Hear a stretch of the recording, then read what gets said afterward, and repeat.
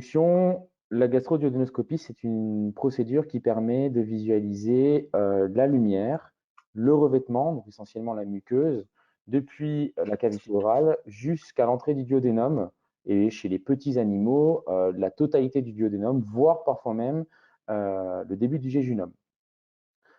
Cet examen est également un examen très intéressant parce qu'il permet la réalisation de procédures interventionnelles et de prélèvements. Donc les prélèvements que sont les biopsies dont on va parler très rapidement et succinctement après.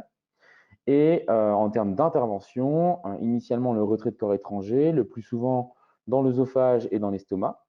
La dilatation de sténose, notamment œsophagienne, et bien entendu le placement de sondes alimentaires, ainsi que parfois des micro-interventions type retrait de nodules et de masse. Quoi qu'il en soit, la gastroduodénoscopie, c'est une procédure mini-invasive et élégante. Pour un propriétaire, c'est toujours plus sympathique de récupérer son chien le soir sans plaie chirurgicale, notamment suite à une laparotomie pour le retrait d'un corps étranger, qu'après plusieurs jours d'hospitalisation. En termes d'équipement, il existe énormément d'endoscopes courbes qui vont d'un diamètre adapté aux animaux de compagnie de 5 à 11 mm et d'une longueur de 90 cm à 1,60 m. Quoi qu'il en soit, il faut utiliser un appareillage qui contient, qui est équipé d'une courbure, comme je l'indique, endoscope courbe, et qui va en fait présenter deux particularités. Les endoscopes courbes actuels permettent une courbure à 180 degrés dans un plan, comme vous le voyez ici, et en fait à 90 degrés dans trois plans différents, dont le premier plan mentionné, ce qui permet en fait d'aller à gauche, à droite, en haut, en bas. Et ensuite, c'est les différentes manipulations de la personne qui réalise l'examen, notamment les rotations des poignets, qui vont permettre d'explorer les zones digestives dans la totalité de l'espace. Bien sûr, le tube est relié à une colonne avec un écran et un appareil de capture vidéo. C'est cette colonne qu'il faut entretenir également, comme je l'avais déjà expliqué dans le diaporama précédent.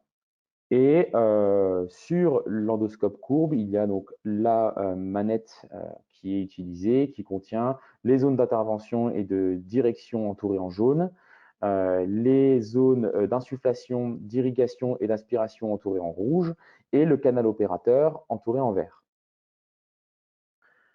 En plus de l'endoscope de la colonne, il existe tout un tas d'équipements connexes, les pinces à biopsie, les pinces à retrait de corps étranger, l'appareillage de nettoyage et les produits d'entretien qui ont été évoqués dans la conférence numéro 1.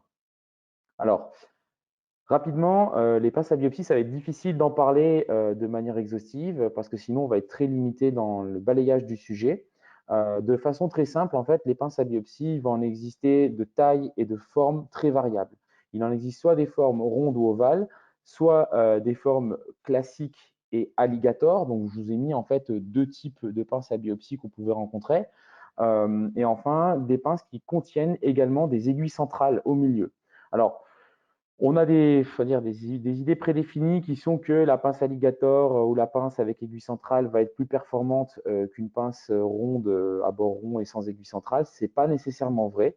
Il y a eu des études qui ont été réalisées, là ici je vous en ai mis deux, notamment la deuxième qui est une étude réalisée à l'école vétérinaire de Toulouse qui était assez intéressante et qui montrait en fait comment l'utilisation de la pince et le type de pince employée avait un impact sur la qualité des biopsies. Pour le moment, les résultats sont quand même très…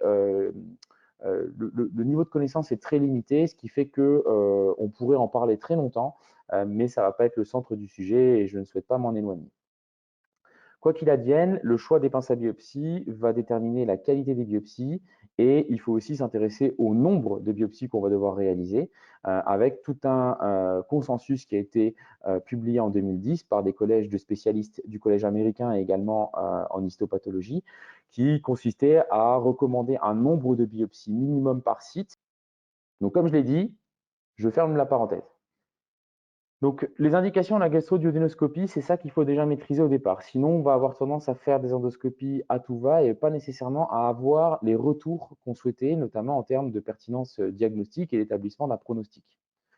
On va ensuite revenir sur la description de l'examen, bien entendu, la stabilisation préalable du patient, parce que parfois les animaux ne sont pas en bon état et il y a des risques à les anesthésier pour faire une endoscopie, la préparation du malade en amont de la procédure, le positionnement, l'abord de l'œsophage et de l'estomac, et ensuite l'iconographie typique pour avoir déjà les premiers points de repère et savoir ce que c'est qu'un œsophage normal, ce que c'est qu'un estomac et ses différentes régions dans la normalité.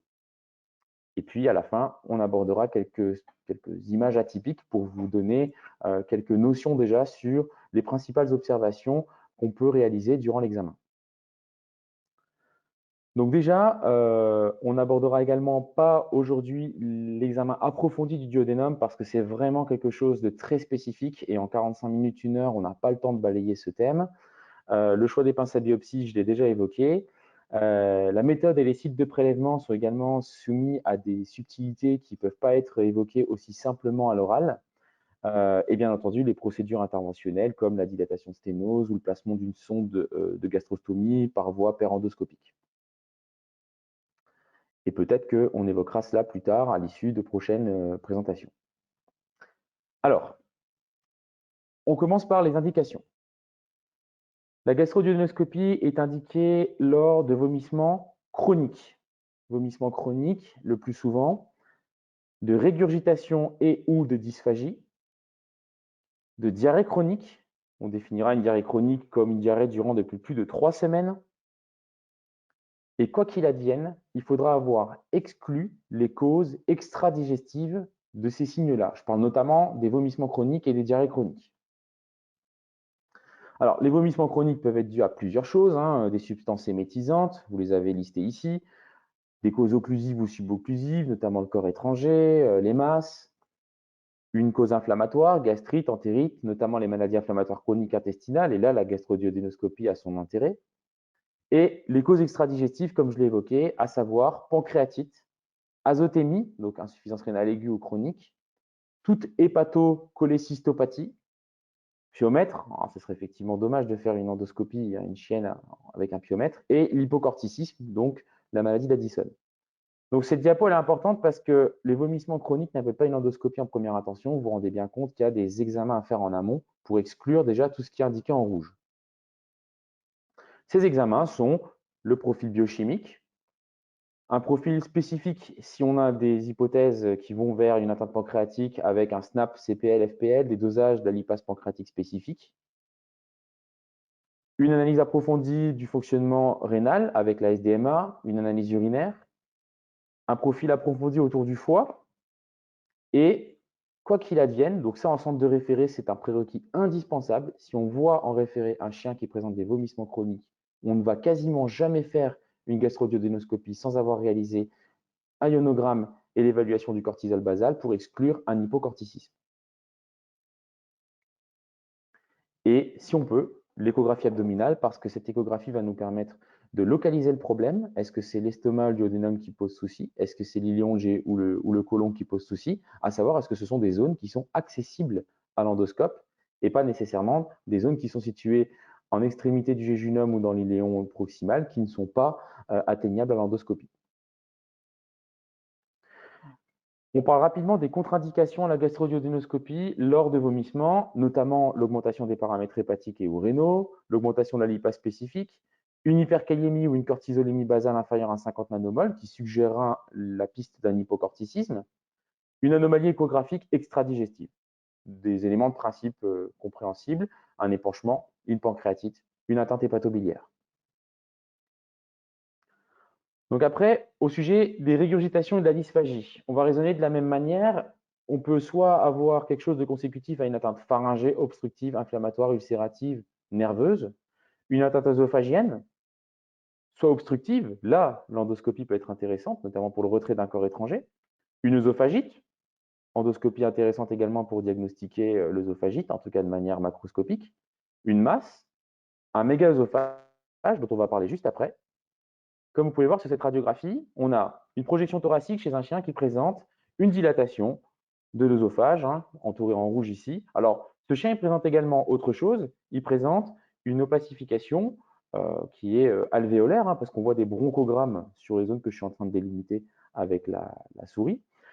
Et donc, il a probablement déjà réalisé une pneumonie par aspiration qui le prédispose à une insuffisance respiratoire. Donc, c'est un élément clé dont il faut tenir compte. Et lors d'un mégaœsophage, on va devoir prendre énormément de précautions et il n'est pas évident, il n'est même pas possible en première intention d'aller faire une endoscopie. Donc le mégaœsophage, rapidement, est soit congénital, soit acquis, le plus souvent idiopathique. L'idée, c'est de vous remettre en fait les hypothèses, enfin la liste des causes de mégaœsophage, tout simplement pour vous montrer que lorsqu'on met en évidence un mégaœsophage, il n'est pas naturel d'aller faire une endoscopie en première intention. Il faut effectivement exclure les causes inflammatoires, les causes immunes, les causes infectieuses, les causes endocriniennes, également les causes néoplasiques, paranéoplasiques. Et c'est seulement en fin de liste, comme vous le voyez tout en bas de cette diapositive, l'œsophagite chronique et le corps étranger œsophagien, qu'en présence d'une suspicion, on ira faire une endoscopie dans le but d'intervenir. Et quoi qu'il en soit, le mégaœsophage, en première intention, est une contre-indication absolue à la gastroduodénoscopie. Il faut stabiliser le patient. Comme je vous l'ai dit, il est à risque de pneumonie par aspiration.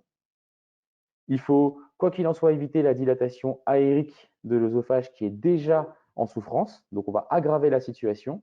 Et quoi qu'il advienne, il faut exclure les causes alternatives. Et finalement, on parle de l'intérêt de l'endoscopie sur une atteinte œsophagienne quasi uniquement lorsqu'il existe un corps étranger visualisé à la radiographie, comme c'est le cas sur cette radiographie. Donc ici, projection radiographique latérale chez un chien qui présente une déviation ici, donc ventrale de la trachée de manière évidente. En fait, on a un corps étranger qui est localisé à l'entrée du thorax. C'est un des 3 sites préférentiels de localisation des corps étrangers œsophagiens chez le chien. Ici, bien entendu, après avoir vérifié la stabilité du patient et sa radiographie thoracique plaide en faveur de champs pulmonaires tout à fait préservés, on pourra intervenir en première intention parce qu'on n'est absolument pas dans le cas de figure précédent du mégaœsophage. On passe aux diarrhées chroniques. Donc, les diarrhées chroniques, déjà, il faut savoir d'où elles proviennent. Est-ce qu'elles proviennent d'une atteinte de l'intestin grêle ou est-ce qu'elles proviennent d'une atteinte du côlon? C'est très important parce que le côlon et la portion distale de l'iléon sont éventuellement explorables à l'endoscopie. Bon, je vous rappelle qu'on parle de la gastroduodénoscopie ici, mais lors de diarrhée chronique, si l'intestin grêle est touché, on peut avoir accès via le duodénum à des biopsies intéressantes pour nous permettre d'obtenir un diagnostic. Je parle notamment des maladies inflammatoires chroniques intestinales qui sont des atteintes diffuses. Et l'échographie nous aidera à confirmer cette hypothèse. Donc, lors d'une atteinte de l'intestin grêle, on peut parler d'entéropathie chronique, les diarrhées répondant aux antibiotiques, à un ajustement diététique ou aux corticoïdes, plus ou moins associés à des pertes de protéines, donc ces fameux animaux qui présentent une perte de poids importante avec une diarrhée chronique et une hypoprotéinémie avec une albumine qui commence à descendre de manière significative, une entérite ou une colite parasitaire, une infiltration tumorale, et ensuite également les causes extradigestives, majoritairement représentées par l'insuffisance pancréatique exocrine, mais il en existe d'autres. Donc, lorsqu'on a une diarrhée chronique, un peu comme pour les vomissements chroniques, vous vous rendez compte qu'on a plein de causes, des causes qui permettent, en tout cas, qui autorisent une exploration en endoscopie à terme, et des causes qui nécessitent préalablement de prendre des précautions et de ne pas d'emblée aller faire une endoscopie là où il n'y a pas lieu, notamment l'insuffisance pancréatique exocrine, la colite parasitaire, parce que si une simple analyse coproscopique nous permet d'obtenir un diagnostic, ou alors même des essais thérapeutiques, changements alimentaires, antibiothérapie, dans l'objectif de ne pas tout de suite aller faire un examen endoscopique. Et l'hypocorticisme à nouveau, bien que ce soit une cause rare de diarrhée chronique. Donc, quoi qu'il advienne, un peu avec le même principe que pour les vomissements, lors de diarrhée chronique, on devra exclure une insuffisance pancréatique exocrine en faisant un bilan d'absorption, évaluation des TOLI, des folates et de la vitamine B12. Donc, TLI, l'activité immunogène de la trypsine et de ses molécules associées, qui est en fait un reflet de l'activité du pancréas exocrine. Si elle est effondrée, à ce moment-là, on a une hypothèse d'insuffisance pancréatique exocrine et l'endoscopie n'est pas recommandée. Et la vitamine B12, qui est un paramètre très intéressant parce que la vitamine B12 est un élément absorbé dans une zone précise de l'intestin grêle qui nous permet aussi d'un petit peu préciser nos hypothèses. On va exclure l'hypocortisisme sur les mêmes bases que pour les vomissements chroniques et on va exclure une parasitose, soit avec une analyse coproscopique, soit avec un test antigénique. Alors, l'apport de l'échographie, il est évident à ce stade parce qu'on va vérifier, comme je l'ai dit pour les vomissements, que la localisation, le site lésionnel est compatible avec la réalisation éventuelle d'une endoscopie, à savoir est-ce que ce site lésionnel il est localisé ou étendu. Ici, vous voyez une masse qui est sur le jéjunum qui ne peut absolument pas être explorée à l'endoscopie, qui nécessite une laparotomie. Et quoi qu'il advienne, la gastro-duodénoscopie à ce stade-là va être intéressante à partir du moment où on aura confirmé que le site peut être exploré. Alors, en résumé, on réalisera une gastro-duodénoscopie lors de vomissements chroniques d'origine digestive, donc gastrite, entérite, masse visualisable et atteignable à l'endoscope, corps étranger gastrique, résécable. On ne réalisera pas lors de pancréatite, cholangite, cholécystite, insuffisance rénale aiguë chronique, hypocorticisme. Ça reste donc des éléments à exclure formellement avant la réalisation de l'examen. Lors de régurgitation, dysphagie essentiellement due à un corps étranger œsophagien, alors que pour le méga-œsophage, on ira chercher ailleurs. Et lors de diarrhée chronique, après avoir réalisé un bilan d'absorption et une échographie, de manière à planifier notre acte. Donc finalement, ça, c'est le résumé le plus utile à retenir à ce stade pour ne pas indiquer un examen là où il n'est pas nécessaire. Donc maintenant, on passe à la description de l'examen. On va parler des principaux éléments de positionnement et de procédure. Alors tout d'abord, je le répète, c'est un examen qu'on planifie. On aura toujours nécessité de faire une stabilisation. On ne peut pas envisager une gastro-duodénoscopie dans la minute et notamment pas avant avoir vérifié les données biologiques et hémodynamiques.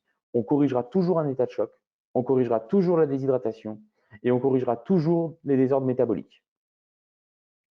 Normalement, il faut que l'animal soit à jeun de 24 heures pour aller explorer son estomac, tout simplement pour que sa vidange gastrique soit totale et que l'on n'ait pas de contenu alimentaire, de débris qui puissent malheureusement péjorer l'examen et en réduire la qualité. Donc ça, c'est très important également, ne pas planifier une endoscopie d'une heure à l'autre sans avoir réalisé finalement les éléments, enfin respecter les prérequis. On peut éventuellement, si on est dans une situation d'urgence, réaliser un lavage gastrique, mais il faut se rappeler qu'un lavage gastrique, c'est ajouter des fluides, c'est-à-dire prendre le risque de vomissement durant la procédure et prendre le risque d'une bronchopneumonie par aspiration. Quoi qu'il en soit, on doit retirer l'eau 2 heures avant l'examen. C'est à peu près le temps de vidange gastrique pour les fluides.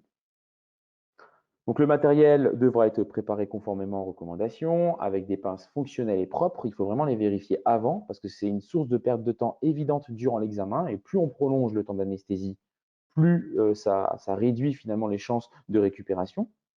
On devra avoir un tube adapté, correctement stérilisé, séché, avec du coup les diamètres et les tailles que je vous rappelle ici, en fonction du gabarit du patient. Avoir vérifié que les valves soient bien propres et hermétiques et avoir réalisé la balance des blancs préalablement à l'examen. Ce n'est pas durant l'anesthésie et durant l'examen qu'on se retrouve à faire ces choses-là parce qu'on perd du temps, on perd en focalisation et on réduit les chances d'avoir un examen qui est bien mené. Alors, on fait une endoscopie toujours sous anesthésie. Quoi qu'il advienne, il est très important de se rappeler qu'il y a certaines molécules à éviter, notamment lors de vomissements. Redonner de la morphine de manière moindre du fentanyl reste quand même un acte qui peut augmenter le risque de vomissement durant la procédure. Et on doit également envisager d'éviter les anticholinergiques. Alors, je parle notamment des patients qui sont sous antidiarrhéiques, type sulfaguanidine, atropine, ou ces associations qui peuvent avoir des répercussions notamment sur l'appareil cardiovasculaire et entraîner des risques de défaillance durant la procédure sous anesthésie. Le protocole classiquement employé, en tout cas pour ma part, c'est s'il n'existe pas de douleur particulière, l'administration préalable de butorphanol.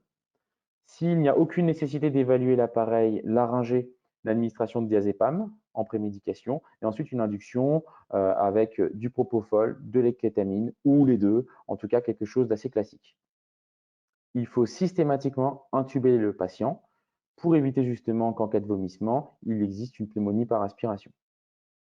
Et parfois même, avant la procédure, une demi-heure, 1 heure avant, on peut injecter par voie intraveineuse un antivomitif. Ça peut être le maropitant par exemple ou d'autres. Alors, vous voyez sur cette image le positionnement classique d'un chien pour une gastro-duodénoscopie. On est sur un décubitus latéral gauche. Alors, nous, on a une colonne qui est à gauche, quand vous regardez l'image. Donc, on se dit toujours les pattes vers l'endoscope. Ça permet de ne pas oublier cette information. Ça permet en fait de dégager le pylore qui est sur la droite et ça permet également ensuite d'avoir une procédure codifiée. On place en général un padane. Alors, sur cette photo, vous ne le voyez pas. Il n'est pas encore placé. L'objectif du padane, en fait, c'est d'éviter que durant la procédure, en cas d'anesthésie limitée, si la narcose n'est pas absolue, si le réveil intervient durant la procédure, que le patient morde le tube de l'endoscope, qui a un coût conséquent, et surtout que ce tube se retrouve dans la portion digestive et qu'on ajoute un problème à notre investigation initiale. Et quoi qu'il advienne, le padane n'est pas indispensable et pas toujours recommandé chez le chat, notamment pas durant des périodes prolongées, parce que l'artère maxillaire est malheureusement différente, enfin, la vascularisation est différente entre le chien et le chat, et que le risque à laisser un chat pendant très longtemps avec la bouche ouverte sous anesthésie, c'est qu'il devienne aveugle.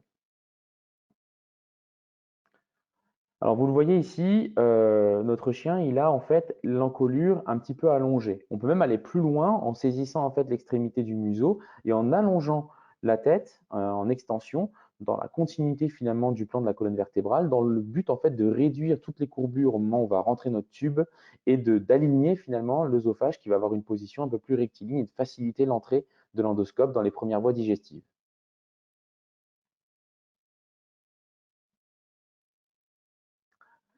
Alors la méthode ici présentée pour une personne qui est droitière, c'est de tenir en fait le tube dans la main droite et la manette dans la main gauche. C'est assez simple. On va permettre le passage œsopharyngé via une insufflation régulière et légère.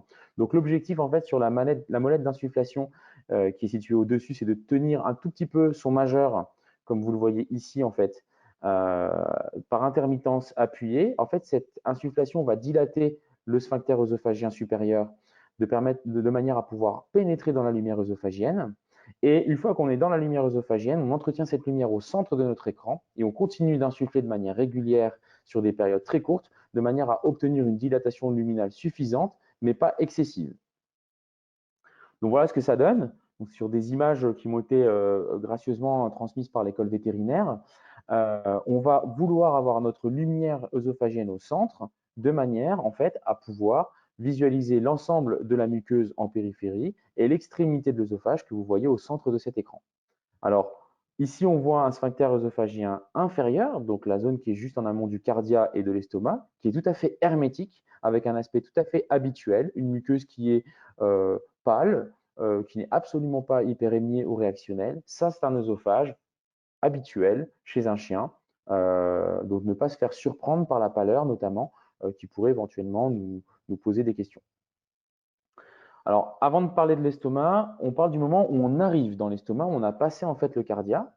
Dans tous les cas, il faut faire attention à ne pas se faire avoir par une chose. On regarde notre écran, on est en train de continuer de progresser dans notre patient et on ne se rend pas compte qu'on est en train d'insuffler de manière très importante. Et notamment sur les patients de petits gabarits, on ne va pas se rendre compte qu'on est en train d'induire une insufflation de l'estomac entraînant une dilatation extrême.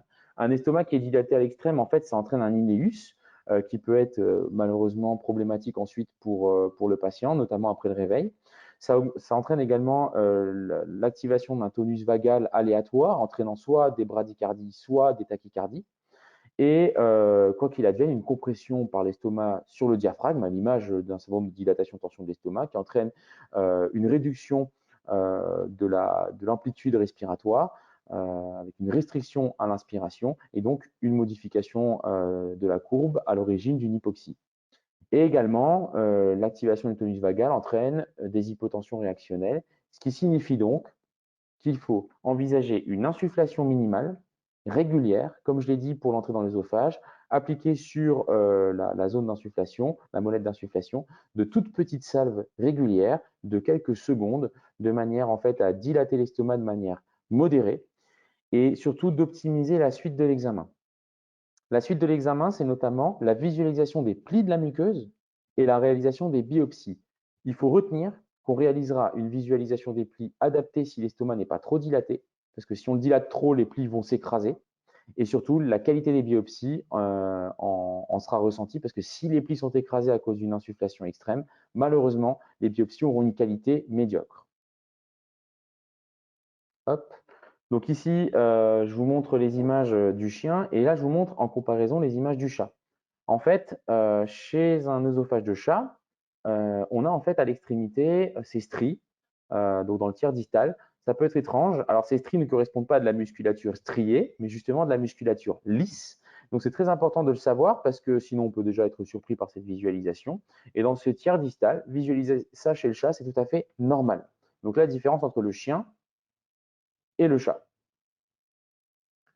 Donc ensuite, on arrive à nos plis gastriques. Vous voyez ici un estomac qui est discrètement à modérément dilaté, juste ce qu'il faut. On a des plis gastriques qui sont tout à fait normaux, avec du coup des circonvolutions importantes, une luisance assez importante, on voit que ça brille, une muqueuse qui est rose, claire, harmonieuse. En tout cas, aucune anomalie particulière, une architecture des plis qui est bien maintenue. Ici, dans la région du corps, on voit que les plis n'existent pas. Ce n'est pas du tout anormal. C'est parce que c'est une zone qui est différente et qui ne contient pas les plis de manière aussi évidente. On a un tout petit peu insufflé également. On a une muqueuse qui est également rose, luisante et qui ne présente aucune anomalie. Ici, on a avancé dans notre estomac et on a commencé à opérer en fait un retour sur notre image. Là, on est tourné quasiment à 180 degrés. On voit sur la zone supérieure de l'image le cardia en fait, d'où fait protrusion le canal, enfin le tube de l'endoscope. Et en rétrovision, on a commencé à regarder la petite courbure qui est tout à fait intègre ici, une muqueuse d'aspect habituel, rose, une courbure qui a une petite épaisseur, comme son nom l'indique. Et juste sur le dessous, on voit arriver le début de l'antre pylorique, qui est la zone qu'on va chercher à explorer juste après, comme va l'indiquer l'image suivante. Là, on est rentré un petit peu plus loin. Vous voyez ici le schéma du tube endoscopique qui vous montre où on se situe. Et donc, on est devant l'antre pylorique. Pareil, ici, on peut visualiser plusieurs choses. Alors ça, c'est une antre pylorique tout à fait normale chez un chien probablement dolicocéphale, type labrador ou berger allemand. On voit en fait plusieurs replis autour de l'antre pylorique qui sont des replis en fait normalement dynamiques. Ça fait un aspect d'accordéon. En fait, ce sont des ondes propulsives en regard de l'antre qui vont permettre au bol alimentaire de progresser vers le duodénum. Et ces plis, par contre, sont assez fins. Je vous montrerai à titre de comparaison d'autres images un peu anormales et dirigent en fait le bol alimentaire vers l'extrémité de cette zone-là qui va entrer tout doucement et progressivement vers le duodénum. Et dans le duodénum, juste après, alors on va s'attarder un tout petit peu parce que là, le duodénum montre en fait des particularités. Le duodénum, en fait, on a le départ du tube digestif et donc des villosités. Donc, le duodénum a un aspect assez brillant, assez luisant, comme vous pouvez le voir. On peut visualiser des fluides un petit peu jaunâtres qui sont des sucs, en fait, des sels en fait, pancréatiques notamment. Alors, parfois, il est possible de visualiser la papille duodénale majeure et mineure. Ici, ce n'est pas l'image la plus adaptée. Au-delà de la luisance, on a donc un caractère un petit peu irrégulier, on va dire, de la muqueuse. On a cette impression qu'il y a des petits reliefs. Ça, c'est finalement un duodénum qui préserve son architecture et qui est tout à fait fonctionnel.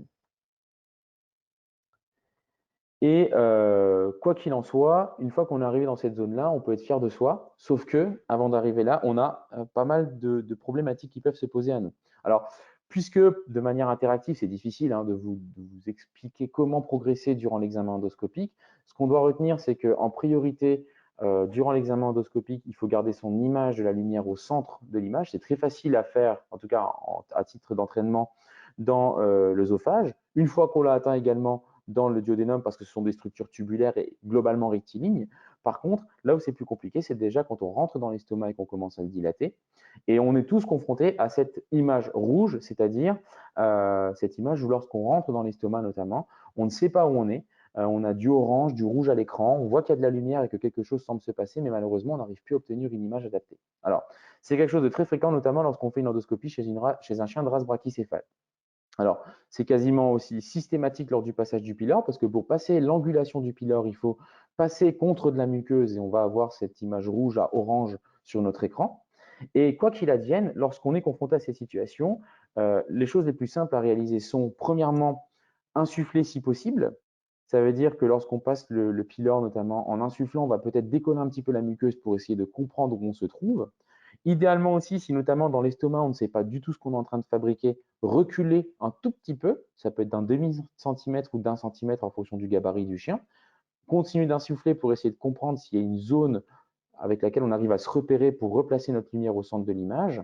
Et quoi qu'il en soit, rechercher cette lumière, la positionner au centre et ensuite retrouver un repère anatomique connu. Alors ça reste des conseils, bien entendu, limités lorsqu'on n'a pas la capacité de pratiquer ensemble, mais ça reste quand même quelque chose de très important parce que le plus souvent, en tout cas ce que je vois réaliser sur les jeunes confrères qui vont par exemple démarrer l'endoscopie, c'est que lors de cette image orange-rouge, ils essaient de progresser en se disant je vais passer un virage, je vais passer une angulation, je vais finir par comprendre où je suis en continuant d'avancer. Et ce n'est pas forcément la bonne stratégie, c'est même une stratégie qui n'est pas adaptée parce qu'elle risque aussi d'augmenter le risque de lésion. Quoi qu'il en soit, on ne progresse pas en poussant le tube parce que le risque, c'est effectivement de créer des dégâts. Donc, passer ces premières phases, on va dire, avec l'iconographie typique, avec le positionnement, avec les notions de préparation et de réalisation de l'examen, je vais vous montrer aussi quelques images atypiques. Donc, on était tout à l'heure dans un œsophage de chien qui était tout à fait normal avec une muqueuse pâle très claire. Ici, vous voyez déjà quelque chose qui est un peu différent. On est face à un sphincter œsophagien distal, donc en bordure du cardia juste avant l'estomac chez un chien. Et on visualise déjà une béance discrète. Normalement, ce sphincter, il est tout à fait hermétique. Il est fermé, comme on l'avait sur l'image précédente. Celui qu'on voit ici, c'est un sphincter qui est un petit peu ouvert et qui montre une hyperémie marquée, une plage en fait très rouge, presque même des signes d'érosion et d'ulcération. Donc ces érosions-là, associées à une hyperémie et une béance discrète, en fait, elles définissent l'œsophagite distale. Si j'ai un chien, de surcroît un brachycéphale, qui régurgite de manière régulière, mais qui va plutôt bien, qui peut montrer éventuellement des signes d'inconfort abdominal, si je visualise ça, je sais que j'ai une œsophagite distale. Donc c'est un site très intéressant en première intention parce que, comme je le répète, l'œsophage est tubulaire et assez simple à explorer. Je vais à l'extrémité distale de l'œsophage et je cherche à voir si je visualise ou non une ouverture du sphincter et si je visualise ou non une hyperémie et des érosions distales parce que ce chien-là, notamment, aura une indication de traitement adapté, antiacide si les reflux acides sont à l'origine de ces érosions, et ensuite agent couvrant la muqueuse, sucralfate, alginate de sodium, toutes les molécules assimilées permettant d'éviter ces brûlures. Donc on voit déjà une première image très intéressante chez un œsophage de chien. L'œsophage également peut être le site dans lequel on va retirer les corps étrangers. Donc, je vous avais montré une radiographie avec un corps étranger œsophagien. Maintenant, on y est, on est dans la lumière, on utilise une pince à retrait de corps étranger. Ici, à J0, vous voyez la procédure pour retirer le corps étranger. Donc, on va retirer par voie orale. Et ensuite, à J5, pardon, un contrôle réalisé quelques temps après qui nous permet de se rendre compte de l'aspect de la muqueuse. Pourquoi? Parce que immédiatement après la procédure de retrait et dans les jours qui suivent, l'inflammation, les érosions, les ulcérations et le risque de cicatrisation exubérante entraînent malheureusement une potentialité de développer une sténose. Soit une sténose partielle, on va avoir une réduction de 20, 30, 40, 50% du diamètre de l'œsophage et selon le gabarit du chien, on peut toujours ne pas avoir de signes cliniques résiduels, soit une sténose subtotale qu'il va falloir prévenir en faisant des contrôles réguliers. Donc c'est pour ça qu'après avoir retiré un corps étranger œsophagien, la procédure, c'est quand même de faire des contrôles à J5 et J10. Et si elle existe, cette sténose, de la dilater à l'aide d'un matériel adapté pour éviter justement que le chien, malheureusement, ne soit plus en capacité de retenir l'aliment qu'il va ingérer. Alors, il existait une publication qui avait été faite à Liège sur finalement la comparaison lors d'un corps étranger œsophagien entre l'intérêt de l'endoscopie et le passage au bloc opératoire. On s'est rendu compte que, quoi qu'il en soit, si l'endoscopie dure très longtemps, la procédure en elle-même plus de 30 minutes, il n'y a pas nécessairement de raison de poursuivre et qu'il faut envisager dans ce cas-là la réalisation d'un retrait chirurgical, même si c'est une procédure beaucoup plus lourde et beaucoup plus coûteuse pour les propriétaires. Le pronostic, par contre, n'est pas différent entre les deux procédures. Ce n'est pas parce qu'on va prolonger une œsophagoscopie dans le but de retirer un corps étranger qu'on va réduire les risques de complications à terme, plutôt qu'en envoyant le chien au bloc opératoire et en lui faisant subir une thoracotomie. Donc maintenant, on passe à l'estomac. Alors ici, vous voyez bien une image totalement différente de l'estomac que je vous ai montré préalablement. On a une muqueuse qui est déjà très foncée, très rouge, une muqueuse qui est parsemée d'érosion et de petites plages d'excoriation, et une muqueuse qui reste luisante. Par ailleurs, l'architecture des plis de la muqueuse, elle est plus si évidente que ça. On voit des plis ici que je délimite avec la souris de l'ordinateur, mais en dessous, ces plis sont plus aussi apparents. Et donc, l'architecture des plis reste un critère très important dont il faut tenir compte pour essayer de présager du type de processus qui peut exister, qu'il soit inflammatoire ou tumoral. Donc, les érosions sont visualisées, l'hyperémie diffuse, l'œdème de la muqueuse également. Et ça, en fait, ça correspond, avec l'effacement des plis, à une gastrite, certes érosive, qui peut être soit chimique, est-ce que le chien a ingéré ici un produit caustique qui lui a brûlé la muqueuse gastrique, ça reste quand même peu probable, mais sinon, inflammatoire, soit une gastrite, le plus souvent lymphoplasmocytaire, soit éosinophilique. Et ici, il faut préciser que le caractère éosinophilique est suggéré par le côté hémorragique de l'image. C'est-à-dire que lorsqu'on fait une gastrodiodenoscopie, des images rouges, inflammatoires, foncées, perte d'architecture feront penser à une inflammation, c'est logique. Par contre, les érosions et le caractère hémorragique orienteront peut-être vers le côté éosinophilique. De toute manière, ce diagnostic visuel, enfin, cette présomption visuelle ne substitue pas à la réalisation des biopsies qui elles-mêmes donneront le diagnostic final. On voit ici, donc, devant une antre pylorique, des lésions assez évidentes également, avec, on a l'impression, une concordance, on va dire, une convergence de lignées, de travées hyperémiées que je suis en train de délimiter avec la souris vers l'antre pylorique, en fait. Et cette convergence de lésions hyperémiées associée à des petites plages d'érosion que je pointe avec la souris qui sont un petit peu plus importantes, nous parle également de gastrite érosive qui peut être soit éosinophilique, lymphoplasmocytaire, chimique, caustique. Ici encore, on a un tout petit doute en faveur d'une gastrite plutôt ou d'une maladie inflammatoire chronique éosinophilique. Donc là, dans un estomac également, je vous montre quelque chose où on n'arrive pas très bien à se repérer, parce qu'en fait, on a un énorme bourrelet devant nous, avec une dilatation des structures qui tapissent en fait la muqueuse. Ça, clairement, c'est une lésion qui est très volumineuse, qui se trouve dans l'estomac, en relief, avec un aspect très irrégulier, un aspect dilaté. Alors, j'utilise villosité, c'est pas à juste titre, hein, parce qu'on est dans l'estomac. Quoi qu'il en soit, ici, on a plutôt la suggestion soit d'un phénomène inflammatoire très important et agressif, soit d'une tumeur gastrique. Et il en est de même ici, on voit une autre lésion gastrique qu'on explore dans un estomac, avec une zone en relief qui est ici de manière différente, un peu plus érodée finalement que œdémaciée et très irrégulière. Cette structure-là est également une tumeur, une forte présomption de tumeur qui indique la réalisation de biopsies. Par ailleurs, les biopsies sont très intéressantes lorsqu'on pense à des tumeurs épithéliales, c'est-à-dire des tumeurs des revêtements épithéliaux, donc notamment les adénomes et surtout dans l'estomac les carcinomes gastriques, parce que par contre en cas d'infiltration par d'autres types tumoraux comme les tumeurs à cellules rondes représentées par les lymphomes ou les tumeurs mésenchymateuses représentées par les sarcomes et les léomyosarcomes, qui sont des tumeurs plutôt profondes, là l'endoscopie n'est peut-être pas le moyen idéal de réaliser des biopsies parce qu'on peut louper la lésion qui est plus en profondeur. Et cette même lésion, là, on la visualise par rétrovision. Donc, à nouveau, on est en regard du cardia, l'endoscope est inséré dans l'estomac et je fais une rétrovision pour visualiser cette même lésion qui est effectivement en relief, érodée, ulcérée même, et qui va faire l'objet de biopsie pour comprendre de quoi il s'agit.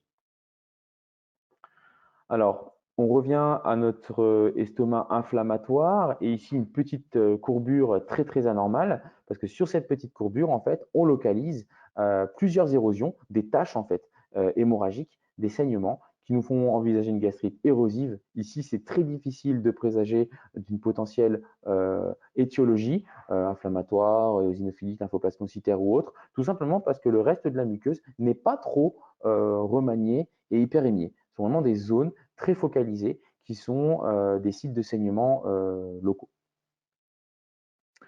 Alors tout à l'heure, je vous parlais de l'antre pylorique. Je vous avais montré une antre pylorique qui était clairement dégagée. Je vous ai dit, on est probablement chez un chien dolicocéphale avec une antre où on a des ondes propulsives qui commencent à faire avancer le bol alimentaire. L'antre était fortement dégagée et il n'existait finalement pas de pli particulier. Ici, vous voyez tout le contraire. On a un énorme bourrelet au-dessus de notre image. Cet énorme bourrelet, on a l'impression qu'il tombe en fait sur l'extrémité de l'antre pylorique ou se cache juste derrière ce que je délimite l'entrée du duodénum. Et en fait, ce bourrelet, ainsi que d'autres bourrelets qui sont localisés dans ces zones plus en déclive sont à l'origine, en fait, malheureusement, d'une obstruction du pylore. Et ça, en fait, c'est une image typique de gastropathie hypertrophique pylorique qu'on retrouve chez les bulldogs, parfois les carlins, en tout cas les races brachycéphales, prédisposées au vomissement chronique, aux régurgitations chroniques et plus généralement à leurs conséquences au syndrome obstructif des voies respiratoires supérieures de ces races-là. Donc cette image-là, retenez-la aussi parce qu'elle est quand même très fréquemment rencontrée chez les races brachycéphales. Bon, il faut normalement l'associer à plein d'autres images que je serais ravi un jour de vous évoquer à l'issue d'une autre conférence, notamment sur le syndrome brachycéphale. Mais elle doit rester en tête parce qu'il faut être capable de trouver le diagnostic et de l'écrire dans un rapport médical pour un propriétaire. Une autre image de gastrite érosive dans une localisation plus proche finalement du corps. Vous voyez, hein, c'est en fait des éléments sanguins qui sont en saignement perpétuel et qui sont autodigérés par les sucs gastriques. Encore une fois, cette image-là, elle doit être connue. Maintenant, en voyant ce type de lésion-là, on sait qu'on appelle à des antiacides, des agents couvrant la muqueuse. Bien sûr, une recherche étiologique parce que rarement il peut exister des causes extérieures au tube digestif. Ça peut être l'azotémie, mais ça, on le sait avant normalement parce qu'on a déjà réalisé normalement notre bilan sanguin et on n'est pas allé explorer cette gastrite. Mais ça peut être aussi ensuite des désordres hydroélectrolytiques, hormonaux, qui normalement, de toute façon, font l'objet d'une investigation préalable. Encore une fois, une image de gastrite érosive sur des plis de la muqueuse dont l'architecture est étonnamment très bien préservée. On voit des plis tout à fait harmonieux, une luisance importante, peut-être une hyperémie, et notamment des plages d'hyperémie un petit peu plus conséquentes entourées par la souris ici, et ces érosions. Donc retenez bien ces images parce qu'elles sont quand même très typiques. Alors, on en arrive au duodénum. Donc ici, on a un duodénum qui est tout à fait anormal. C'est le but de vous le présenter. On n'a pas de villosité. Contrairement au duodénum que je vous ai montré au préalable, on n'a pas cet aspect un petit peu pointilleux de la muqueuse. On a tout simplement un duodénum qui est tassé, on va dire. Les villosités sont rabougries sur elles-mêmes. On voit quelques petits points blancs qu'on devine, mais elles sont étendues, un petit peu comme de la gélatine qui serait compactée. Et ça forme effectivement, c'est à l'origine finalement de la formation de cette substance un peu gélatineuse qui entraîne une irrégularité de la muqueuse, un aspect très luisant et brillant. Et ça, en fait, ce sont des images typiques de lymphangectasie. Sachant que la lymphangectasie est un diagnostic, enfin, est un phénomène, finalement un défaut de drainage à travers les chylifères de la lymphe et du cholestérol, et que la lymphangectasie est soit primitive, soit causée par une maladie inflammatoire, une infiltration tumorale, une parasitose ou d'autres causes. Ici, une autre image de lymphangectasie également. Encore une autre. Vous voyez un peu les phénomènes, enfin la visualisation quand même très différente d'un duodénum que je vous ai présenté classiquement préalable au départ. Et ici, on a un duodénum inflammatoire. À nouveau, hyperémie de la muqueuse, saignement, aspect érodé et luisant. Et ici, on a en fait une image typique d'une maladie inflammatoire chronique intestinale qui est soit lymphoplasmocytaire, soit eosinophilique, très difficile de se prononcer. Bon, je vous ai montré un petit parasite qui pouvait être intéressant parce que ça reste quand même parfois étonnant de visualiser des parasites durant l'exploration gastro-duodénoscopique. On se rappelle bien que l'objet de faire justement une analyse coproscopique des selles et un SNAP éventuellement préalablement nous permet d'éviter ces situations-là. Alors, j'ai fait un tour très rapide sur une majorité d'images. Le but était de vous donner des points de repère. Il y aura forcément des questions et surtout après la nécessité de préciser certains éléments. Mais j'espère que ce point de départ vous donne quelques repères clés pour pouvoir déjà commencer à interpréter les images de manière adaptée. Alors, je me permets de faire une petite conclusion sur l'examen. On va réaliser une gastro-duodénoscopie pour l'exploration de vomissements essentiellement chroniques, de régurgitation, dysphagie, de diarrhée chronique. Après avoir exclu les causes extradigestives, après avoir sécurisé l'examen qui est réalisé sous anesthésie et préparé le malade. Quoi qu'il en soit, l'objectif était finalement de vous faire apprendre les images typiques d'œsophagite distale, de béance du cardia, d'érosion, ulcère, hyperémie, défaut architectural de la muqueuse gastrique et duodénale. Et enfin, vous rappeler que durant cette procédure, il est évident qu'il faille réaliser des prélèvements, qu'il faille éventuellement avoir recours à des interventions, dilatation sténose, placement de procédure de sonde et retrait de masse. Voilà, je vous remercie pour votre attention et à disposition pour d'éventuelles questions. Oui, alors, bah, merci, tout d'abord, docteur Bouzourin, de votre, présentation très claire et très détaillée. Donc, on vous invite à poser vos questions, toutes vos questions dans la petite fenêtre dédiée. Une première question avant de conclure donc ce webinaire. Quel est le temps moyen idéalement recommandé pour une gastro-duodénoscopie? Alors, en gros, alors il n'y a pas de temps précis, mais globalement, ça reste une procédure qui doit être réalisée idéalement sur une période de 25 minutes alors très très très rarement plus de 45 minutes, 1 heure. Les situations qui vont faire qu'on prolonge la procédure, c'est soit s'il y a des biopsies très particulières à réaliser, notamment dans des zones difficiles d'accès, s'il y a un retrait de corps étranger à réaliser qui peut être long. Et finalement, au-delà de la durée, ça reste la sécurisation de la procédure et la surveillance anesthésique qui permet de jauger. Voilà. Ok, alors une remarque et une question. Il est toujours difficile d'arriver à passer la petite courbure. Des astuces à Alors ce oui, sujet? alors moi, ce que je dis aux assistants, alors c'est très drôle de le dire comme ça. Quand vous faites, alors si c'est quelque chose qui vous parle, mais quand vous voyez à la télévision des voitures en rallye qui prennent un virage, alors je vais schématiser un virage vers la gauche. Lorsque la voiture veut prendre un virage vers la gauche, le point de départ, c'est qu'elle va à droite et qu'elle fait chasser l'arrière de la voiture vers la droite pour pouvoir rentrer dans le virage. En fait, avec l'endoscope, on va faire pareil. Si on veut aller avec une petite courbure normalement sur la gauche ou le haut de notre image au moment où on réalise la procédure, de manière non instinctive, on va devoir tout faire pour essayer de fuir cette zone-là. Donc si je cible le cadran supérieur gauche de mon image pour aller vers l'antre, je vais devoir en fait cheminer tout droit vers le bas, donc vers le bas à droite, le long du corps. Le but est de déployer l'estomac, parce qu'en fait l'estomac c'est un ballon de baudruche, et en déployant l'estomac, je vais coller les fesses de mon endoscope, c'est-à-dire l'arrière de mon arrière à moi, contre la grande courbure, de manière à revenir visualiser la petite courbure. Donc, c'est pas intuitif du tout parce que ce qu'on a envie de faire, c'est toujours de jouer sur la molette pour commencer à aller regarder vers le haut et vers la gauche pour aller vers l'antre. C'est pas ça qu'il faut faire. Il faut avancer tout droit en insufflant et progressivement relever sa tête de manière à voir apparaître l'antre. Effectivement, c'est pas naturel, mais c'est un conseil. Essayer de chasser finalement la tête, enfin, l'arrière de l'endoscope vers la grande courbure. Merci. Alors, une autre question. J'ai été dérangée au moment de la préparation du patient. Que préconises-tu pour la mise à la diète alimentaire et hydrique? Que fais-tu en cas de défaut de vidange stomacale? Alors, chez les rhabdolicocéphales, on dit 24 heures à jeun et à peu près 2 heures sans prise de boisson. Après, si c'est plus que 2 heures, notamment s'il est déjà sous perfusion, en gros, c'est retirer l'eau, hein. Ensuite, chez les brachycéphales, lors notamment des bilans préendoscopiques des syndromes obstructifs, on préconise parfois plus, hein, 36 heures de mise à jeun, voire même 48 heures. Donc c'est un impératif, hein, pour bien se placer dans de bonnes conditions. Voilà.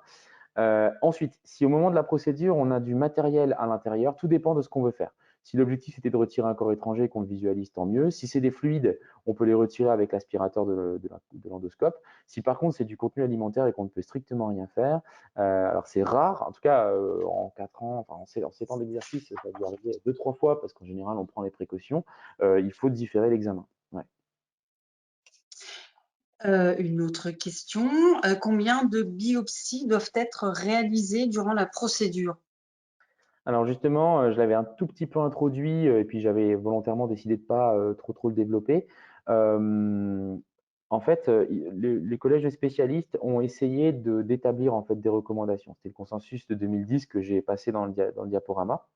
En gros, on estime qu'il faut un grand minimum de 5 biopsies par site, à analyser. Donc en termes de quand on entend site, on entend, heu, corps de l'estomac, petite courbure, entrepylorique, duodénum. Ensuite, sur des sites spécifiques, une lésion par exemple qui nous fait penser à une tumeur, on est plutôt sur 5 à 10. Et quoi qu'il en soit, il faut un minimum de 15 biopsies. Après, selon les auteurs, il y en a qui partent de 8, il y en a qui finissent à 25. Il faut être cohérent quand même lorsqu'on y va, c'est pas de ressortir avec 2 biopsies et de penser que ce sera bon. Alors, on a encore, on va dire, 5 minutes devant nous. Donc n'hésitez pas à poser encore toutes vos questions, dont celle-ci. Quel protocole proposer après le retrait d'un corps étranger œsophagien? Oui, donc j'en ai parlé un petit peu. En fait, le retrait du corps étranger, c'est pas que le retrait qui est le point clé, c'est vraiment le suivi et on va dire le fait de prévenir les rechutes et notamment le risque de sténose. Et ça, on le voit parce que les gens, en fait, déjà sont très très contrariés de devoir faire subir à leur chien une intervention pour le retrait d'un corps étranger. Et il faut vraiment les sensibiliser à l'intérêt du suivi et de revenir, en fait, idéalement donc dans le protocole à 5 jours et 10 jours dans le but de refaire une endoscopie très rapide. Et cette endoscopie, elle a pour but de vérifier l'intégrité de la muqueuse, la cicatrisation et l'absence en fait de sténose, sans quoi il faut intervenir très rapidement parce que le risque sinon c'est d'avoir une sténose qui va nécessiter une prise en charge chirurgicale. Alors moi, je ne vois pas d'autres questions. Donc, si ça vous va, je vais juste reprendre la main et pour vous remercier tous de votre participation.